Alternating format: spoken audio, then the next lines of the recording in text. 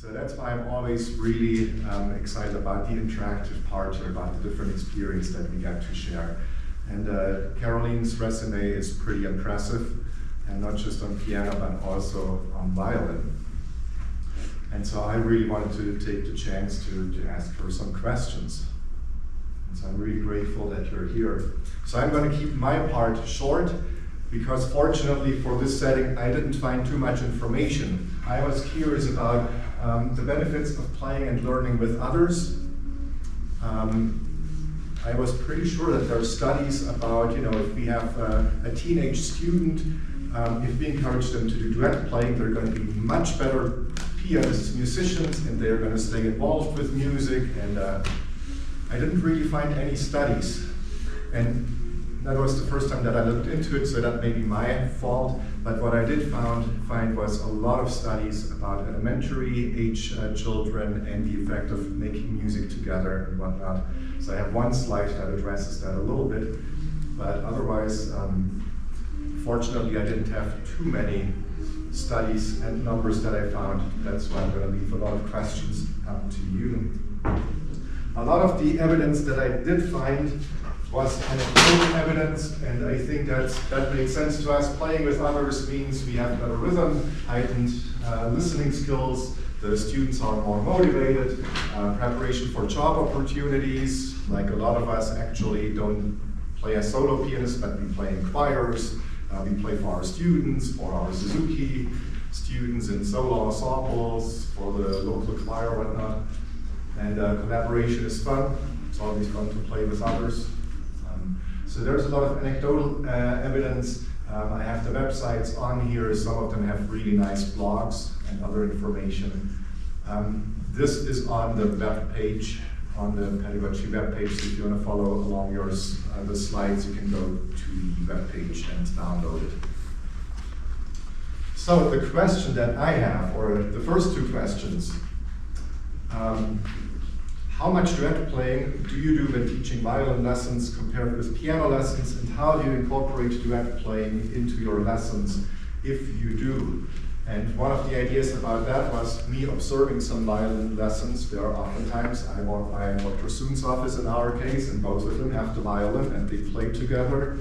And I have the luxury of having two nice pianos in my office, so sometimes I do that, but it's not so ingrained. And I was curious, what do you do? How do you do it? Well, with violin, with strings, well, first of all, let me define what I consider a duet. To me, a duet is not just like somebody playing a solo and then somebody playing the accompaniment. It can be a solo or somebody playing something and then somebody else playing that same exact thing with them. So anytime you do something together as a unit, to me, that's a duet. So, as far as strings go, he's right. I play tons more with my strings than I do with my piano students. I play the melody with them so they can match my pitch. I play it with them so that they can follow my bow hold. I play accompaniment with them on their solos. All solos have, or almost all violin solos have piano parts. So right from the very inception, almost as they are starting their work on their solos, I will play with them. So it helps them. We iron out our rhythmic problems that way. We iron out pitch, which is so hard for violin. So I would say one other area that I play with my violin students on is when they do their report work or etudes. A lot of times I'll just make up something on the piano to make, especially if they're beginning violin students, to make their piece sound better, On the etudes, I have had some students who say this is really boring or this is really awful, and so then I will play with them a duet part on their etude, and all of a sudden it becomes more pretty. So I do a lot with the strings with playing with my students. So I would bet nearly every lesson I play with my students. On piano, it's harder because we don't have Christian's room, and so there are times, especially in the last little bit, that I've sat there and thought, Oh, I wish I had two pianos side by side with me so that I could show the student how to do this. But some of the things I do during my piano teaching, and I'm really big on this. This is my go-to for everything. So if a student comes unprepared on one piece, and hopefully not all of his pieces, then I will say, okay, you play the right hand and I will play the left hand, and that is duet work, right? So you play the right hand, I'll play the left hand, and you count, and if you're having a hard time counting, I will count with you, but we're gonna stay together. And then we switch hands, and I do that a lot with my students. It helps their listening skills, it helps them learn their note, their piece, to understand what their piece is, and their interpretation. And if I have a student that's working on sight reading, this is a really big, this is how I work sight reading too, because it helps them, they have to keep it going, and it helps them with that sight reading skill. I work on interpretation with them that way sometimes, not all the time, and I work on pedaling that way with some of my students. So, you know, if I play the right hand and they play the left hand with the pedal, they're having to work with that pedaling situation. Of course, beginning levels, what do?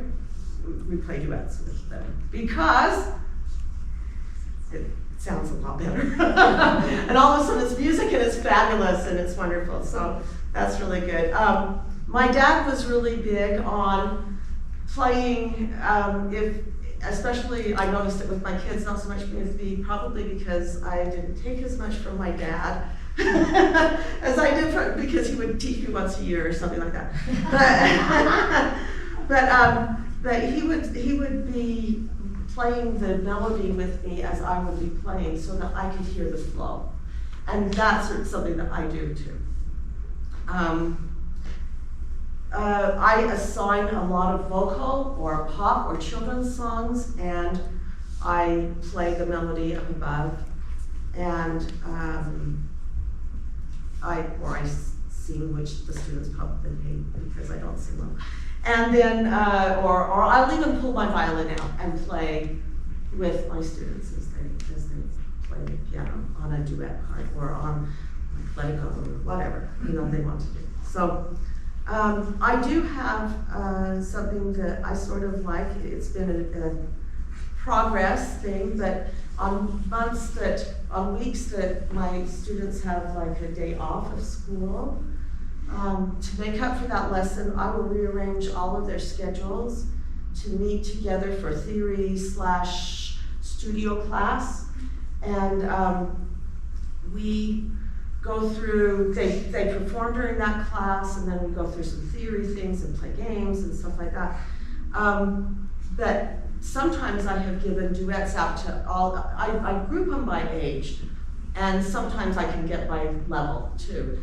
And so I will give a piece out to them, and then we'll do right hand, left hand, scoot over, that person does the right hand, and the next person comes on every phrase, you know. Or you play one phrase, scoot off the piano, and somebody else is gonna come play that next phrase, you know, or something like that. And to me, that's all working with somebody else. It's really fun. And sometimes especially on the beginning students, I have a little sheet on my piano and marked little sections, and it's like, let's get to this section, and we're gonna go through all the 5-finger hand positions in all the scales, and here we go, and then they all play together at the same time, or whatever, you know. So that's a duet thing for me. One thing that I really love to do with all of my age groups is improv. I don't do it as much as I should. I probably don't do a lot of these things as much as I should. But if I play a rhythmic pattern on the bass, then, you know, in the bass hand, then they can do melodies over the top. And I did that with Dallin this last week, and he loved it. So he's a college pianist. So, and then with concertos, you know, as they get older, we've got the concertos. It's like, how do I do that? Well, I will pull out my violin and play with them on melodies on some of it, you know, if there's a melody part. Or I will go to a church and pull two pianos together because I don't have his room.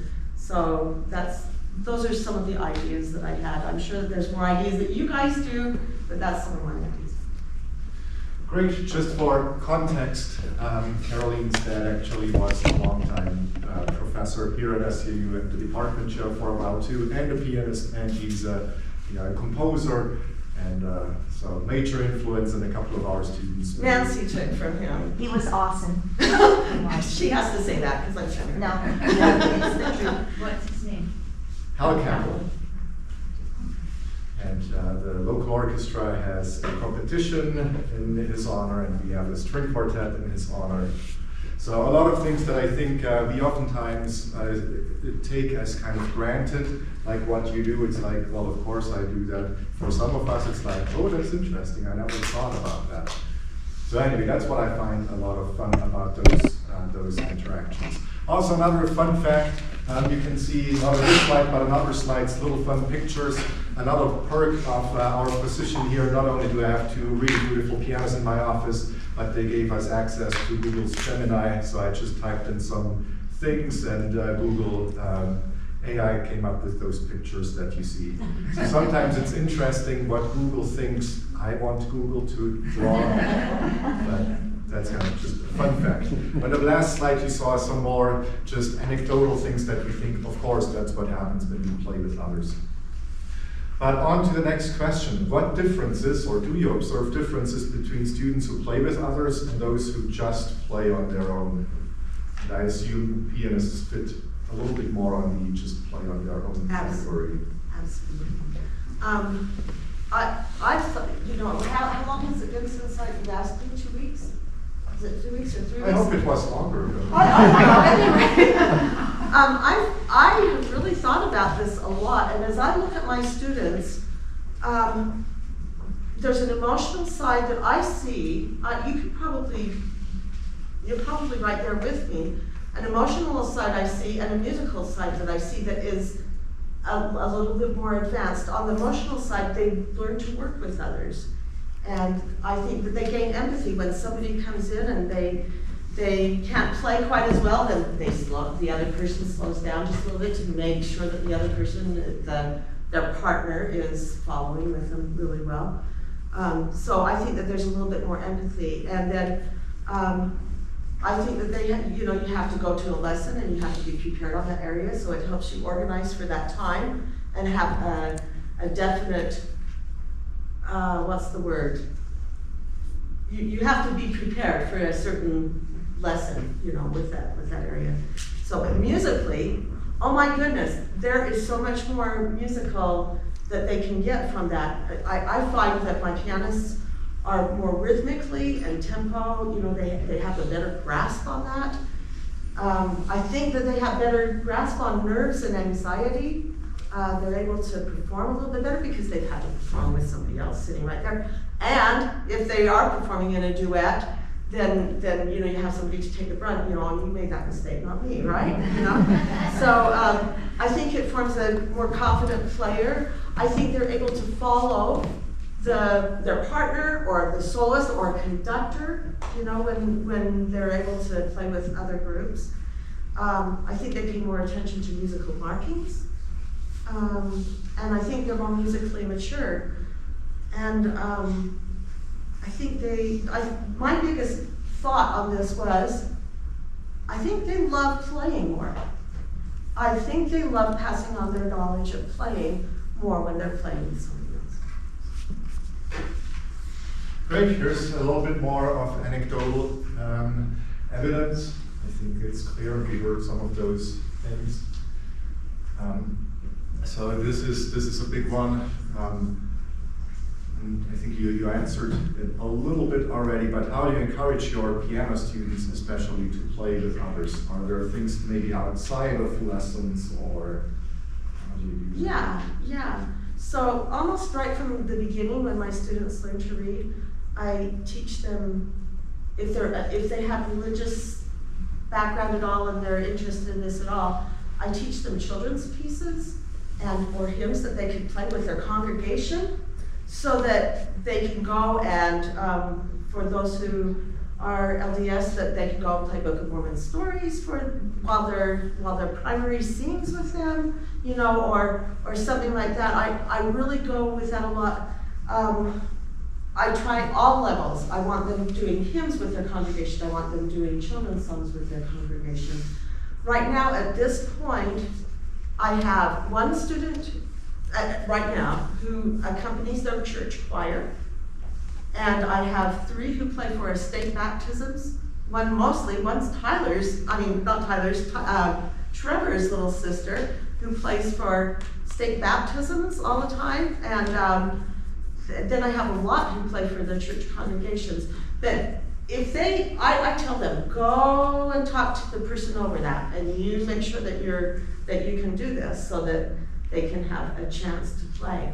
And I think whenever you're accompanying a group, that gives you practical experience, and the kids love it. And look, they play so well because they're not playing for this group. So that's really neat. If they don't know the person, I will actually go find out who the person is and go to them. So and say, hey, this person plays really well. So I do take an active role in that. If they're siblings, I go for the left hand, right hand duets, or the 4 hands on the piano duets if they're able to. But boy, a more advanced sibling with a young advanced sibling, and they're playing right hand and left hand together, that really helps the younger one, and it helps the older one slightly better. So I have done duet recitals, where that's really hard to plan a duet recital. He does that every year, but it's really hard because you sit there and you have this vast amount of difference in group, and you have to say, okay, I'm pairing you with you, and I'm pairing you with you. And so I don't do that as much as I should, but when I have done it, I have had a lot of positive reinforcement on that. One of the other things that I really do that is really important to me is I encourage my kids to get involved in the school organizations.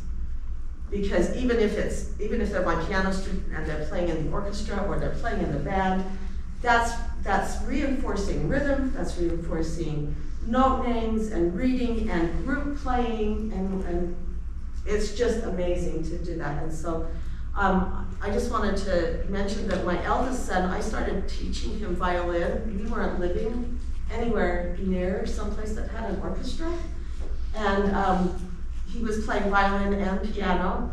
And so as we moved to a different place, they had no string program, and I took him off violin because that's how important it is for me to have something, a place where they can work in a school group or in a community group.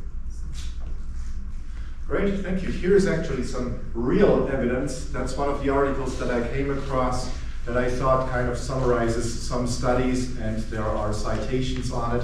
So again, that's on our website, that PDF handout, so you can hopefully click on the link, otherwise let me know. So I thought that was actually an easy to read article if you're interested in that sort of thing.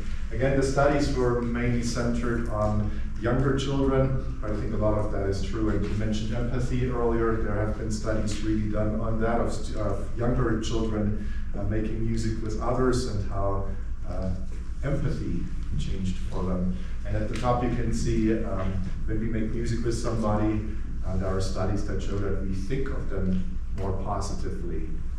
And of course there's been like a lot of initiatives over the years of music for peace or making music for peace and whatnot. I think it's definitely true, there are studies about that. So playing music together with others does things to us, and a lot of positive things.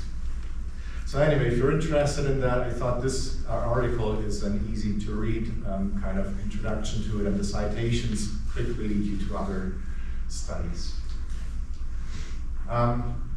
Here are some examples of what we do, and like I said earlier, I'm kind of in a fortunate situation. Not everybody gets to do this or has our students in that. I hope that I'm doing a fair number of things in lessons to encourage playing with others and duet playing, but there's only so much you can do in lessons. But our students, they are in what we call a major ensemble, so all of our music majors have to be in an ensemble 4 times a week. And for pianists, that's not a piano ensemble, but it's choir or orchestra or wind symphony. And I think that's an incredible just experience that they get.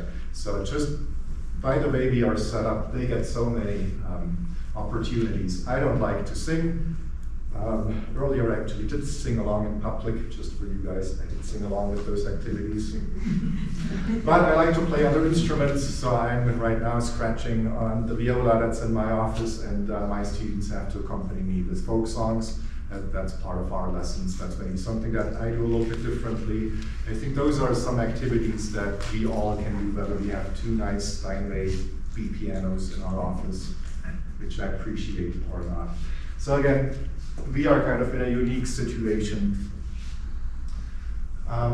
Here are some ideas that I put together, and we've already heard about a couple of them. Like, for example, duet competitions. The Federation of Music Teachers, they all do duet festivals, depending on where you live. But we heard about playing in church, encouraging that. Our Piano Monster concerts will resume that in our new building, which will be done next year, which is exciting. Anyway, those are just some ideas. And then I wrote open discussion, but maybe Caroleen can kind of start that discussion. Is there even enough time to fit collaborative activities into a regular lesson schedule? And then do you have any other thoughts, tips, and tricks? And then maybe some of you have tips or tricks that you do in your own teaching. There's, I didn't see this one, but there are, it's hard. I have 45-minute lessons. So I do 45 minutes lessons, and it's hard to get some of those like real duet things going. But the other ensemble things that I do all the time. So like the right hand, left hand, that's, like I said, that is my go-to for good or bad, you know. But it's, I think that there's enough time, if there's enough time to put note recognition and intervallic things, there's certain, for 3 minutes, certainly we have a good time to just play duets or something, you know, even if it's just for 5 minutes, you know, or 3 minutes at the beginning of a group to play the right hand and left hand, or to play a melody or jam or whatever. You know, I think that there's enough time. Maybe? Yeah. Nancy, you're shaking your head. I mean, you're Well, I'm nodding so, along. yeah. One thought that has struck me is we are building a musical culture. And when we think of all of the things that are happening in our culture and across the world, think what happened during COVID, how quickly things can be taken away from us. Keeping that music alive is so important with every one of us, that we initiate that and continue along a continuum through our lives, so the next generation has some rich things to draw from, and they continue to create, not because they're told to, because it's intrinsic and they want to, and they realize that it's a life process. Yeah. Making music is a life process. And it's a life-changing process. It is. It is.